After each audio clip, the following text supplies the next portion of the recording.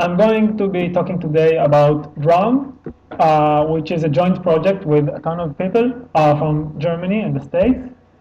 DROM is about breaking TLS using SSLv2.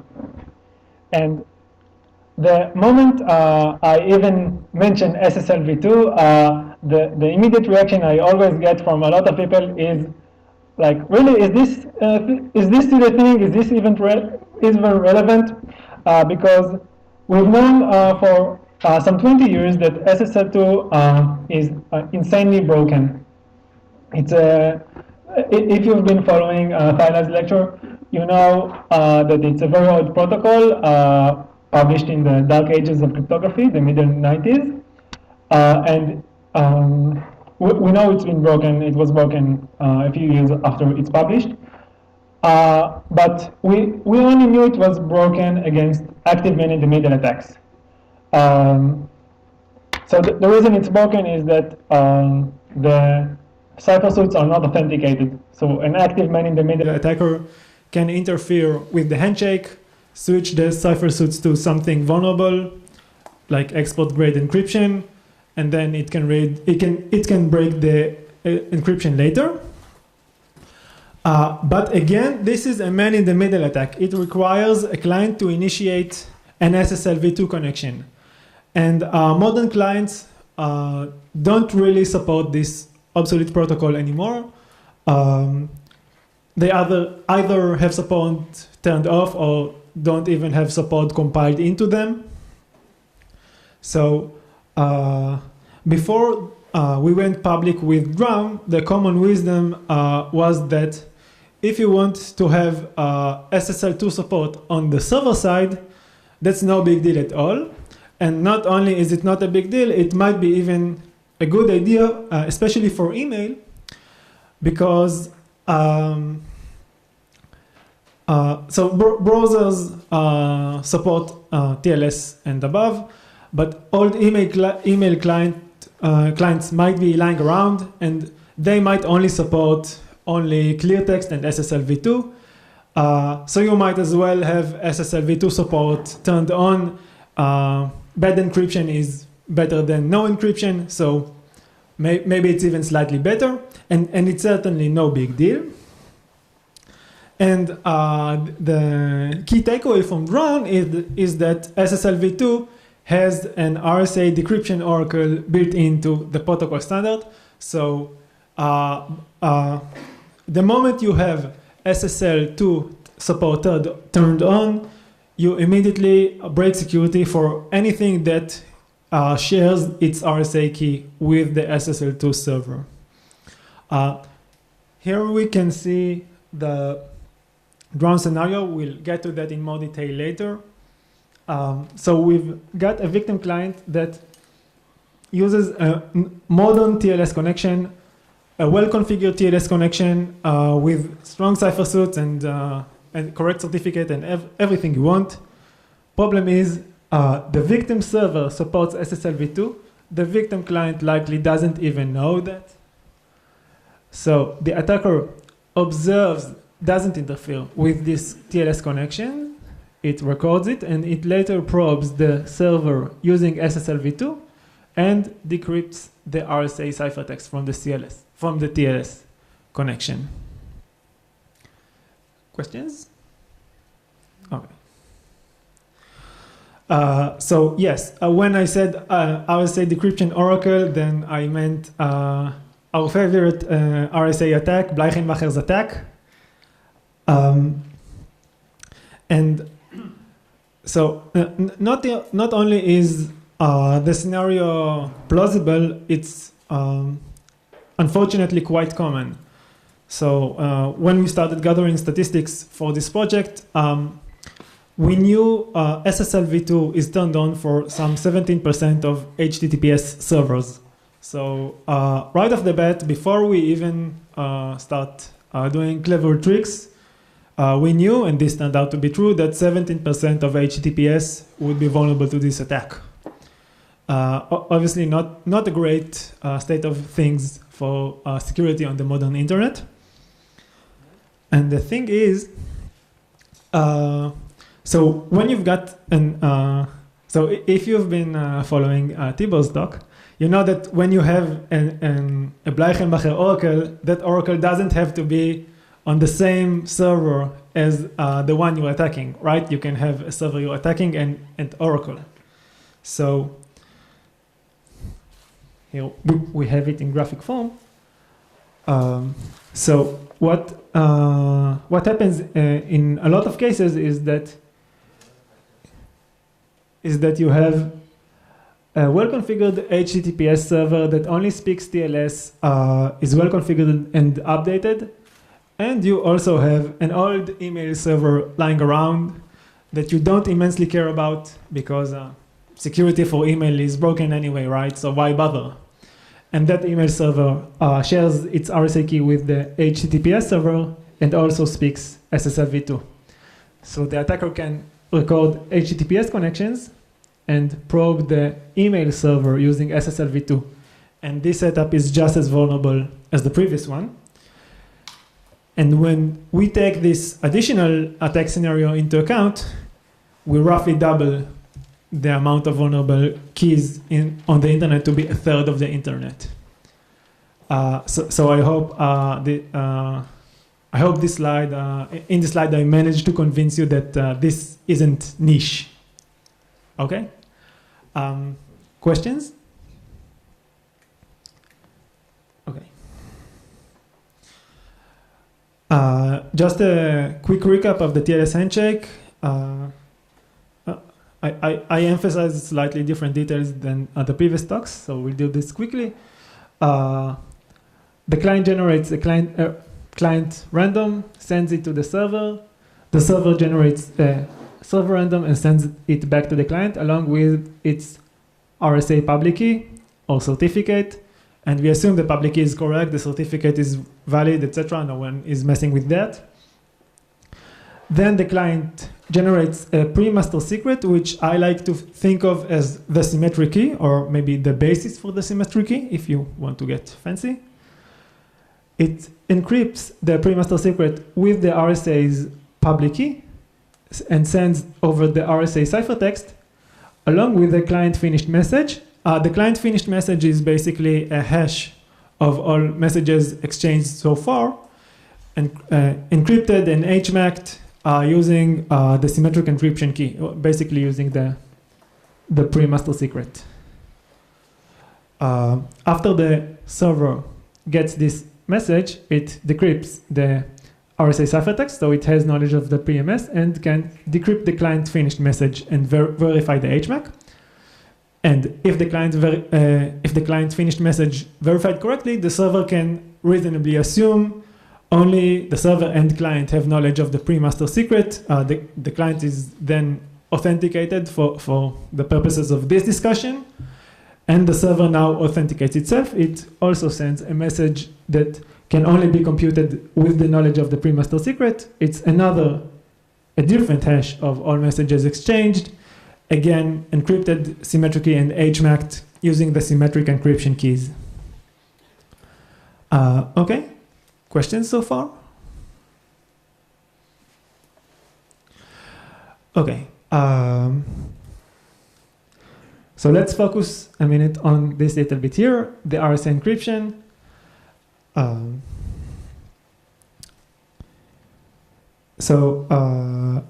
Tibor has already introduced PKCS 1.5 padding, and I think we didn't go over the format in as much rigorosity as I need for this talk. So basically, if there's something you want to send over, you start with the most significant byte of 0, then a second byte of value 2, then non-zero padding bytes, as long as are needed to make the length of the whole thing be the same length of the modulo. Then a 0 delimiter byte, and then the actual data you want to encrypt over. Okay? And so again, following Tibor's talk, the moment we have padding under the encryption, the question arises, what happens if the decrypting side decrypts the message and the padding turns out to be invalid. So again, Thibault did a lot of the work for me. I think this talk will be shorter than I planned.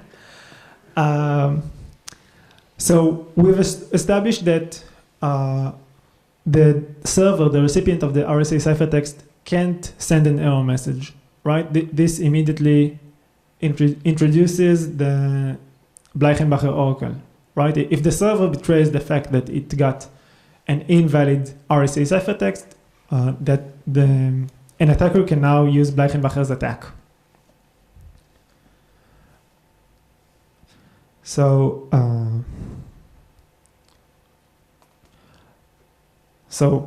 what does the server do in case it got an invalid RSA ciphertext? So it can't betray the fact that it got an invalid ciphertext. It certainly can't send back an error message saying I got an invalid ciphertext, and it can't behave in any observably different way between valid and invalid ciphertext, right? The minute the server does something observably different in these two cases, we've got ourselves a Bleichenbacher oracle, even if that something is a timing difference, right? If it takes slightly longer to process a different kind of message, then again, it betrays the fact that it got a different kind of message. So the solution for this, which was actually standardized, was basically a hack, at least in my opinion. We generate a random quote-unquote replacement ciphertext and treat it, a random replacement plaintext and treat it as if that was the result of a correct decryption with correct padding and everything. And we really treat it like as if the decryption turned out correctly. We don't even bother remembering that there was a problem with this. We don't write anything to a log. We just forget this ever happened so as to not leak this one silly bit of information whether the ciphertext was validly padded or not. And then we just continue along with the protocol. And here in graphic form, this is for SSL2, but it's similar for TLS. The client sends over an RSA ciphertext C, and if it's valid, then it will be the RSA plaintext.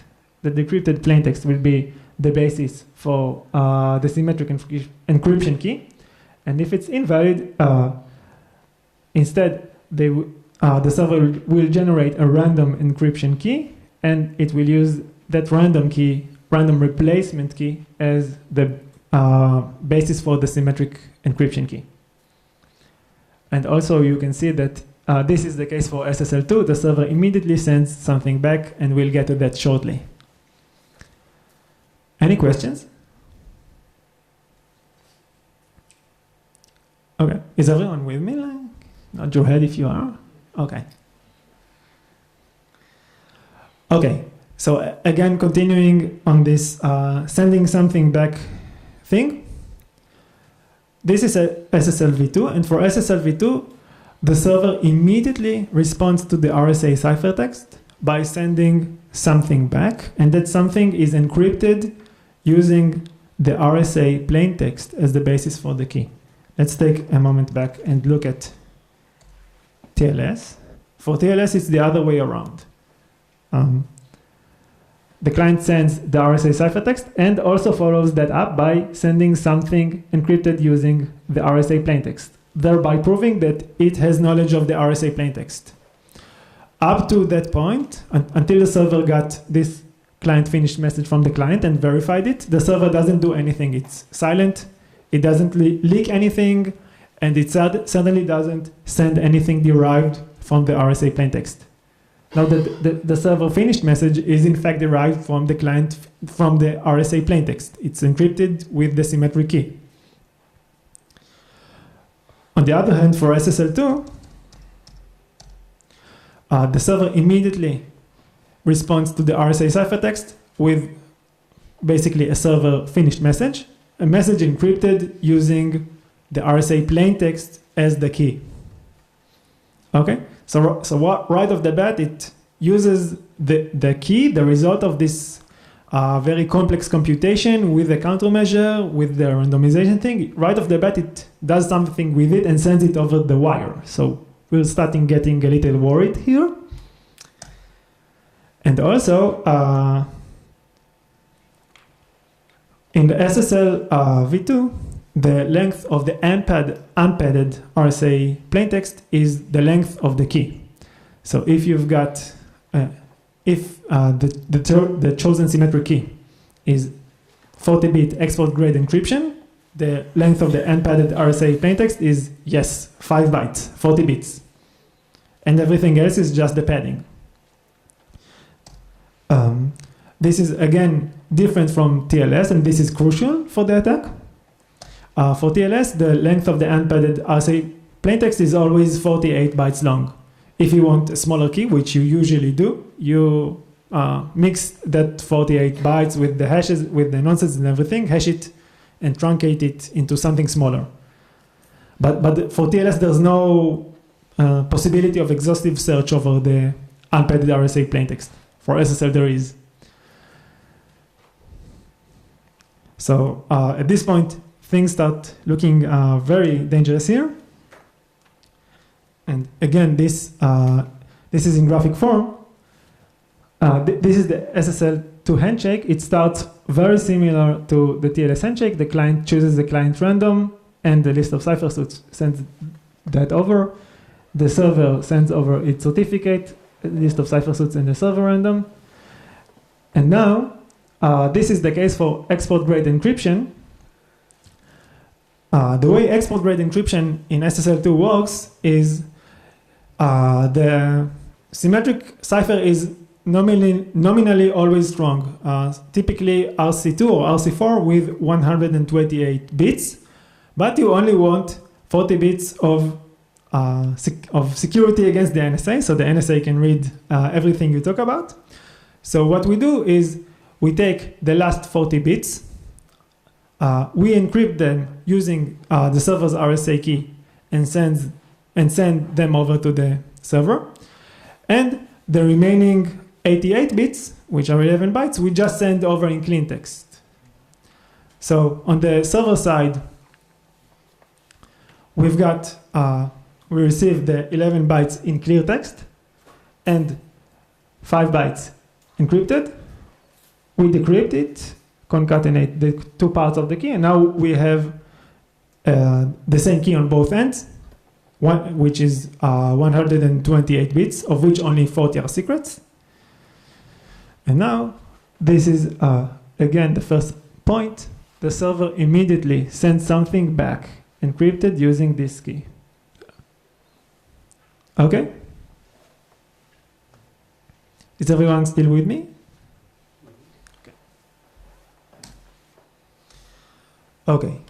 Now, let's take a moment and see what happens when the attacker connects twice with the same RSA ciphertext C. Well, if it's the same ciphertext, it's either valid or invalid for both connections. And if it's valid, the server will just decrypt it and use the unpadded plaintext as the basis for the symmetric key. Right, so graphically, this branch of the if is taken for both connections.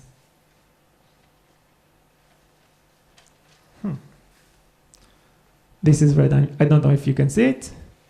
So we get back two messages from the server encrypted using the same key.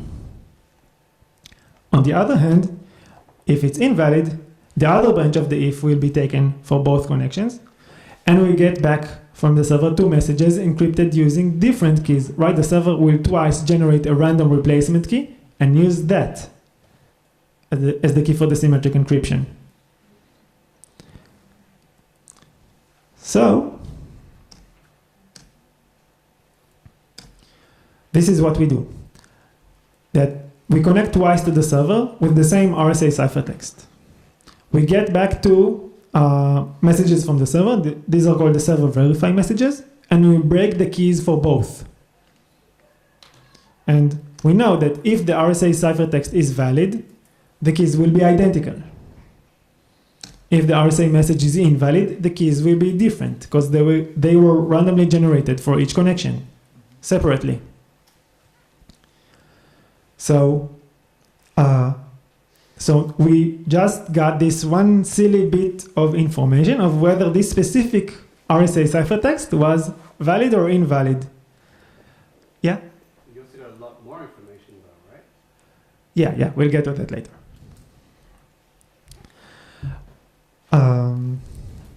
So now we know whether the RSA ciphertext is valid or invalid. And actually, we don't have to break two keys. We can break just the key for the first message and then see if it correctly decrypts the second message to know whether the keys are identical. I don't know if there are theory people here who don't care about constants. I care a lot about this constant because that was our budget.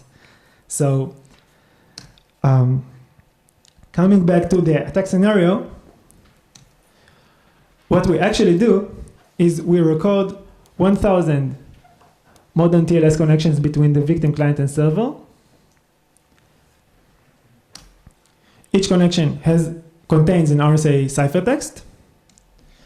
And now we probe the server using SSL2, sending modified versions of those recorded ciphertexts, and get, again, the Bleichenbacher answer of whether each ciphertext we sent over is valid or invalid. Again, the client doesn't use SSLv2, doesn't connect using SSLv2 at any point during the attack. We assume the client doesn't even support SSLv2. And in fact, the client would be typically unaware that this whole thing ever happened because it can happen after the client even went offline.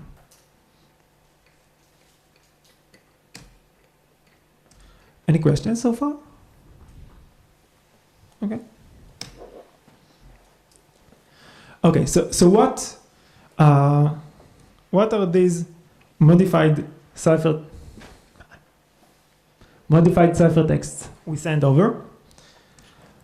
So typically, most Bleichenbacher style attacks use the property of RSA malleability. If we have a ciphertext C, which is an encryption of the message M, we can choose any S we want and get an encryption of M.S. And we do this by taking C and multiplying it by S to the power of E. This we intercepted, this we can compute. And now we work along this formula and see that this is in fact the encryption of M.S for any S we have chosen. We get to choose.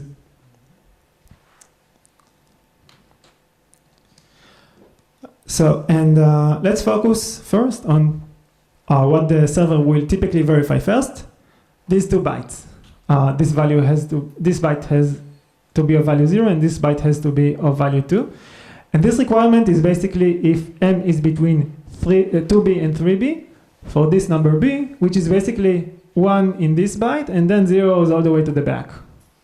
Right, so 2B is 2 here and 0 is all the way to the back, and 3B is 3 here and 0 is all the way. And having these 2 bytes of 0 is 2 is M being between these 2 numbers. So think about this for a moment. We have a message M that we know is between 2B and 3B, and we get to multiply it by anything we want, and we want the result to again land in this interval between 2B and 3B, right? So we want to multiply by something close to 1, right? We want the results to be close to the original. So for example, let's multiply M by 4/5. So if M is divisible by 5, M times 4/5 is just the natural number M times 4/5.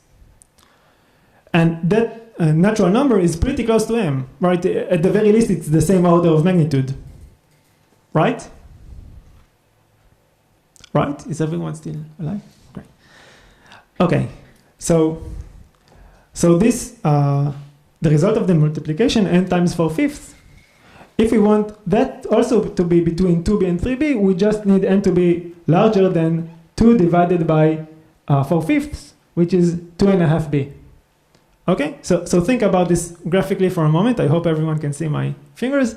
So we knew M was between 2B and 3B, And now we also hope m happens to be a bit larger than 2.5 bit. So we're basically just hoping m is in the larger half of this interval, which obviously happens with probability half. And m would be divisible by 5 with probability 1/5. So with this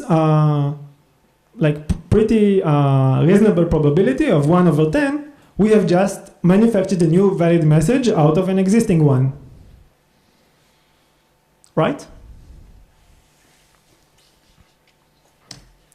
And obviously there's nothing magical about this specific fraction. We can also try other similar fractions. Thing is, we didn't actually manufacture a fully valid message. We only took care of these 2 bytes, the 0 and the 2, which are correct with probability 1/10. Now we have to just randomly hope that these bytes are also correct. So having a 0 byte at this specific position happens with probability 1/256.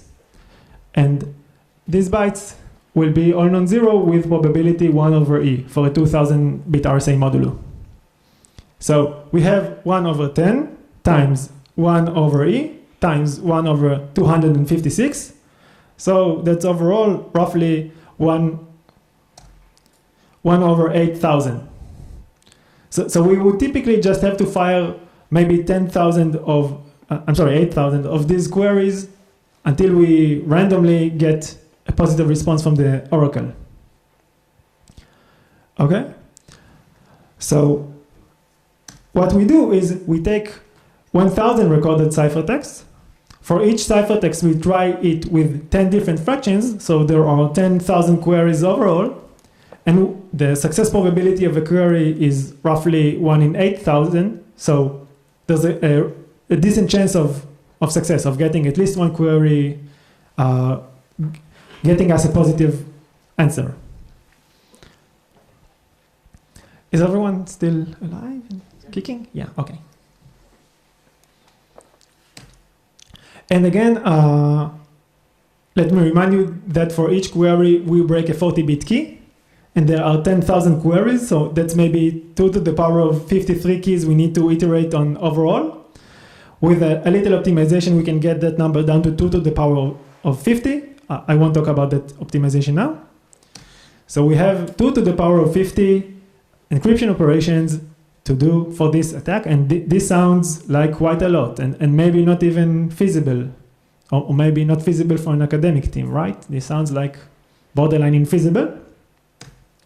But the wise man once said, attacks only get better, and this is certainly true for modern hardware with simple computations.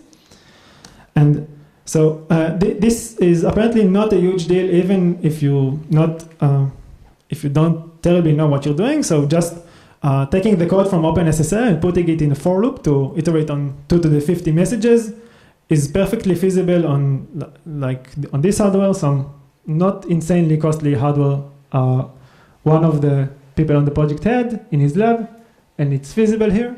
It's not great, but it's feasible, it's doable. But then we wrote a highly optimized implementation of the key breaking code on GPUs. And now it's really peanuts. It's a matter of hours, 18 hours on $18,000 worth of GPUs, on 40 GPUs, and 8 hours on Amazon, and this will cost you $440. So really peanuts. Not only feasible, but no big deal.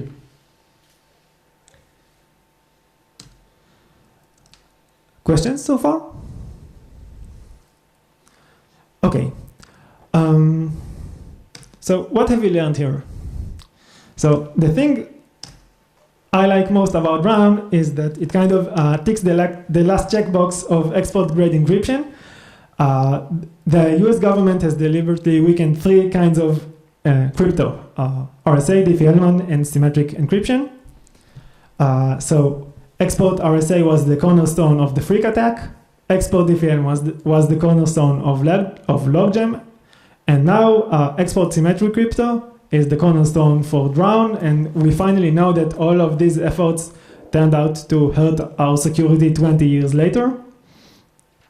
And maybe this is an opportune timing to come out with this attack, because we have new initiatives for the same nonsense of deliberately weakening crypto, and I guess you know what I think about it from my tone.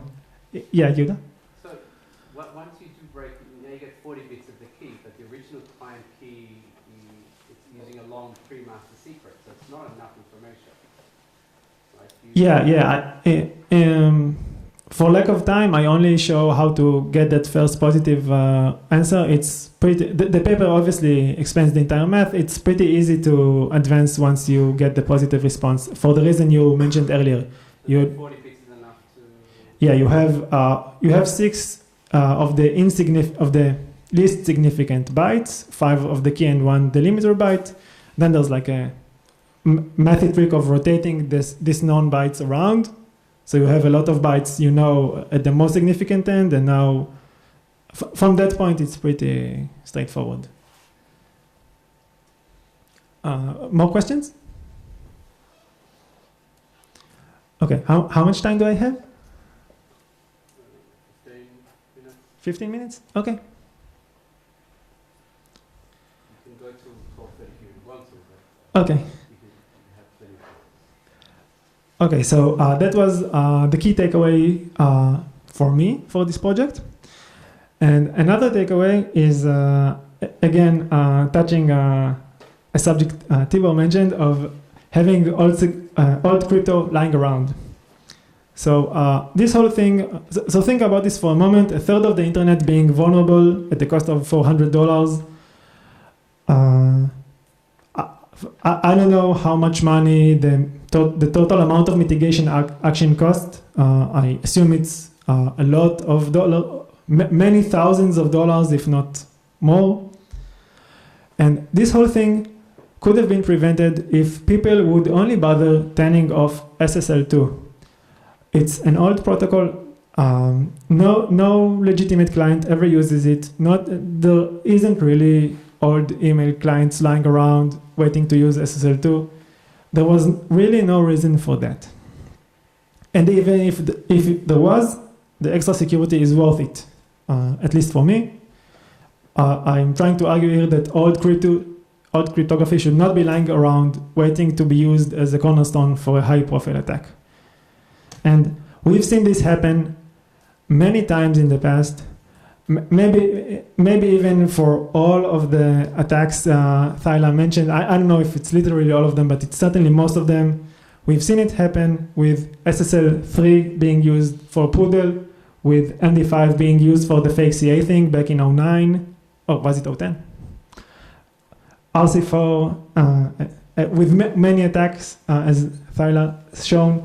Freak and Logjam, which we've talked about. Lucky 13.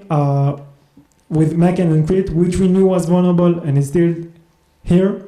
And so basically this is just happening time and time again. And I'm not sure if people are really learning this lesson and are taking the appropriate actions to disable all cryptography, because at the very least it sounds like we still have Magdan Encrypt and SHA-1 lying around waiting to be used as a cornerstone for a high-profile attack. And again, I'm not up to date. You could argue that SHA-1 is already the basis for sloth, depending on your interpretation of sloth. Any more questions? Okay, so I actually have a few more slides that I think are fun, and I'd like to talk about them for a little bit. Feel free to leave now, I won't be insulted. So actually there are a few more lessons about, more theoretical lessons about protocol designs that I think we might learn here. So like a good question to ask is, whether a modern protocol might be vulnerable to something along the lines of Drown. And the obvious answer seems to be no. Drown targets SSLv2, which is a silly, obsolete protocol, and no one will ever use such silly crypto again. But I'm trying to argue here that that's not necessarily the case, and let's take a closer look and see if I might have a point. So Drown exploits three properties. First, the use of RSA PKCS1, which we already know is a source for trouble. And the second property is that the server authenticates first. It sends the first symmetrically encrypted message right before the client sends its own. And the third property is the short secrets. The unpadded RSA plaintext is only 40 bits long.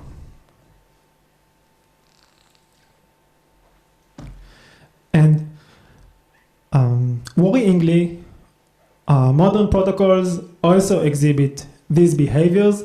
No modern protocol exhibits all three, but all of these properties are present separately in modern protocols. And actually, I think for each pair of properties, you can find a modern protocol that exhibits them. So let's take a closer look. So RSA PKCS1, which we know we want to get rid of and is insanely risky time and time again, is now even mandatory for TLS 1.2. So TLS 1.3 is like the newest and greatest protocol. TLS 1.2 isn't really even deployed yet. It's starting to get deployed. So think about this. The latest and greatest protocol, which we are now in the process of deploying, is again introducing PKCS1 into servers everywhere. And the server authenticates first thing is also present in TLS 1.3, Quick, and TLS False Start. TLS 1.3 and Quick only use Diffie-Hellman. They don't have RSA, thankfully. TLS False Start does have RSA, so here we have two properties out of the three.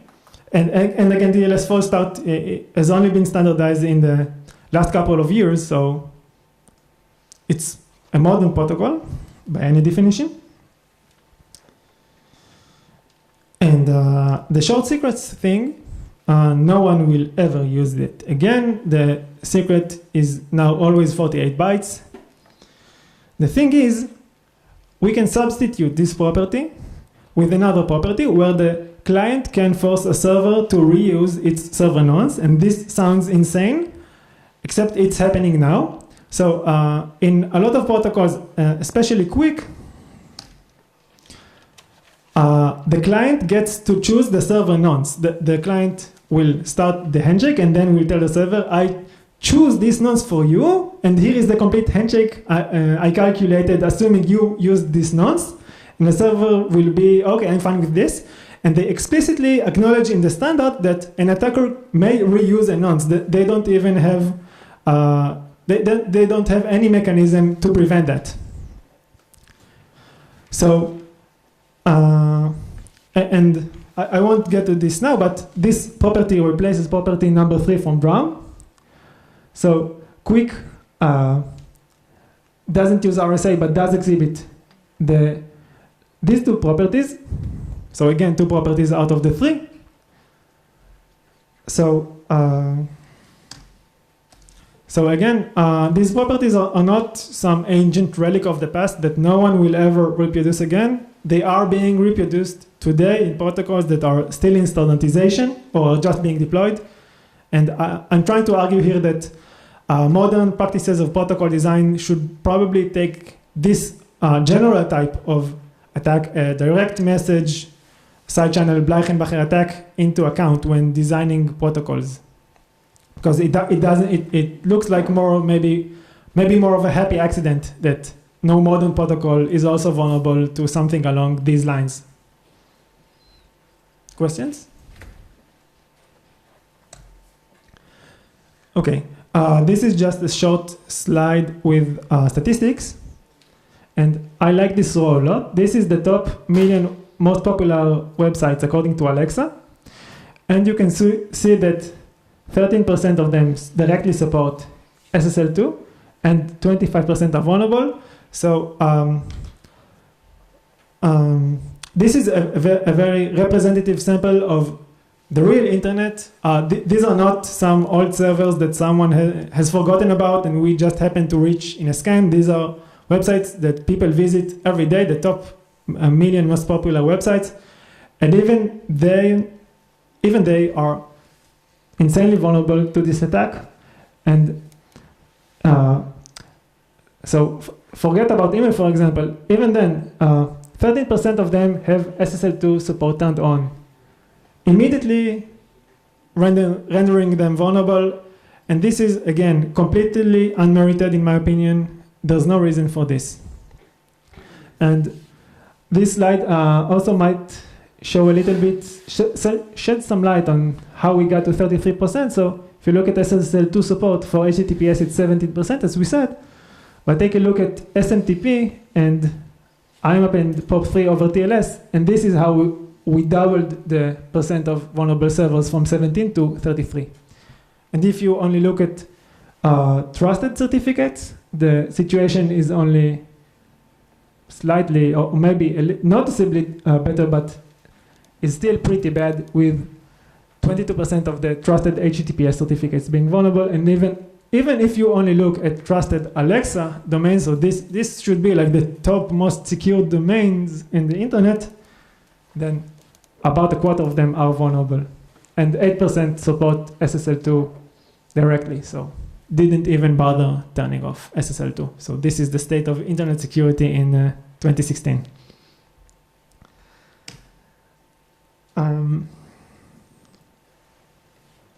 Okay, so special DRAM.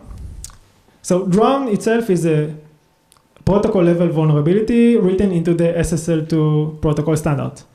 But we also found an implementation vulnerability in a lot of versions of OpenSSL, basically any version between the start of the OpenSSL project in '98 and March 2015.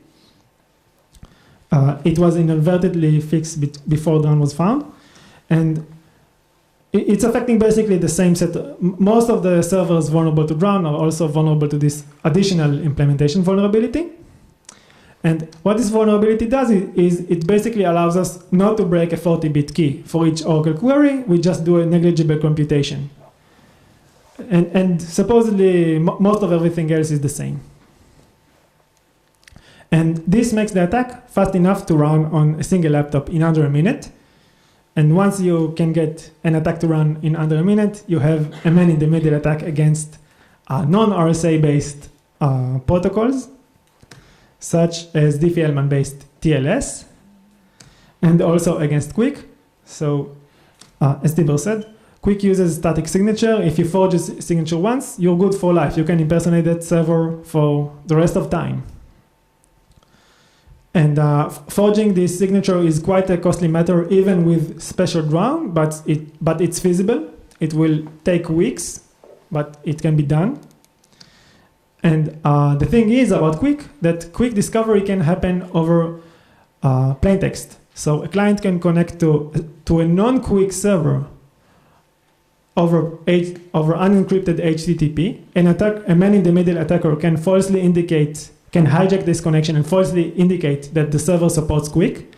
And then the next time the client will connect to that same server using Quick. And the attacker can use the forged signature to impersonate that server. Again, and the server doesn't even support Quick. So this is pretty insane.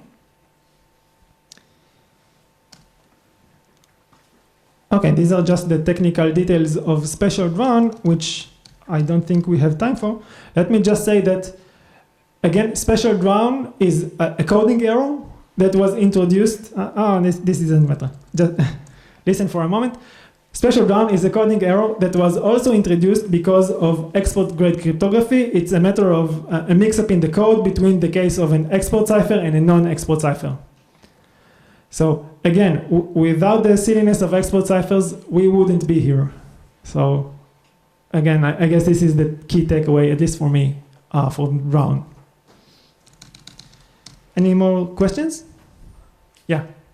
One question. So the special DRAM weakness was fixed in March 2015, which was 1 year before DRAM. Yeah. So what's the reason? It was just a matter of fixing something else entirely, and they touched this code and accidentally fixed it. Okay. Any more questions? Okay, thanks.